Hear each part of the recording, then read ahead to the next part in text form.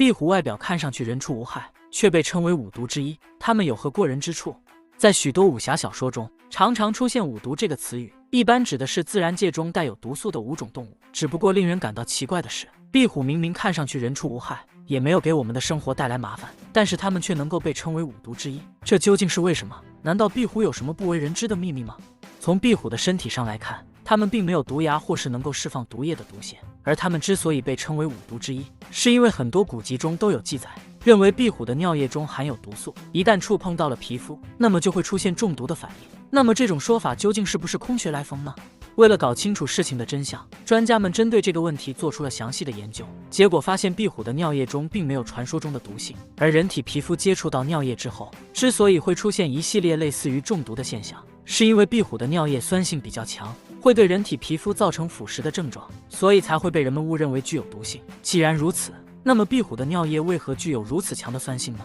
其实这和壁虎的饮食习惯有着密不可分的关系。众所周知，壁虎主要以蚂蚁为食，而蚂蚁体内具有很强的酸性，长此以往，这些酸性就沉积在了壁虎体内，所以它们的排泄物酸性浓度也就越来越高，才会对人体皮肤造成不小的影响。壁虎被称为五毒之一，它们身上还有什么特别之处吗？其实很多人都对壁虎有一定的了解，毕竟在农村中，壁虎是一种比较常见的动物，而且壁虎的特性相信大家也不陌生。当它们的尾巴断掉之后，并不会危及到生命，而是过一段时间之后就能够再次生长出一个新的。那么壁虎的这项特殊技能究竟是从何而来的呢？其实这是因为在壁虎的体内有一种特殊的细胞，这种细胞的分化能力非常强，能够在短时间之内让它们快速长出尾巴，而它们的这种行为其实是一种自保的防御手段。为了能够在遇到危险时及时脱身，它们不得不放弃一些东西，而具有再生能力的尾巴就成为了它们最好的选择。既然如此，那么在壁虎尾巴断掉的这段时间里，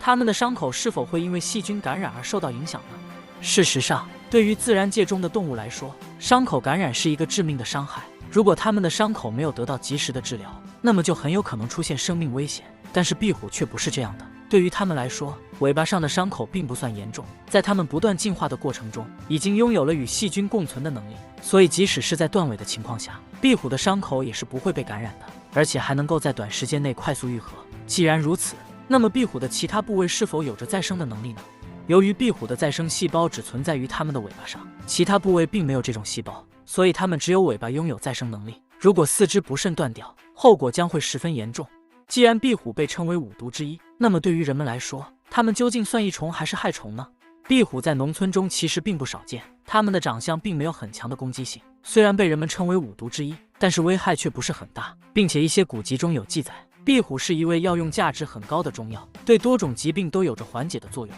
所以从这方面来看，壁虎对人们算是十分有用的益虫。除此之外，壁虎属于爬行动物，并且无论是在什么材质的墙壁上，都能够随意爬行，这就让人们开始了对它们的研究，甚至从中找出了能够运用到航天方面的特殊结构，为科技发展做出了不小的贡献。更重要的是，一只壁虎能够在短时间内吃掉很多蚊子之类的害虫，为人们解决了很多烦恼，所以从很多方面来看，壁虎都可以算得上是实打实的益虫了。不过值得一提的是，壁虎的尿液虽然没有毒素，但是强酸性还是会给人们的生活带来一些影响。如果它们进入了人们的居住环境，就很容易将排泄物沾染到人们的食物上，从而产生严重的影响。不过如今野生壁虎的数量已经非常少了，并且被列为了三有保护动物，所以这种情况大概率是不会发生的。除了野生壁虎之外，如今还有很多人开始通过养殖壁虎赚钱，并且养殖模式比较简单，只需要很短的时间就能够收回成本，也算是一条致富之路。本期视频到这里就结束了，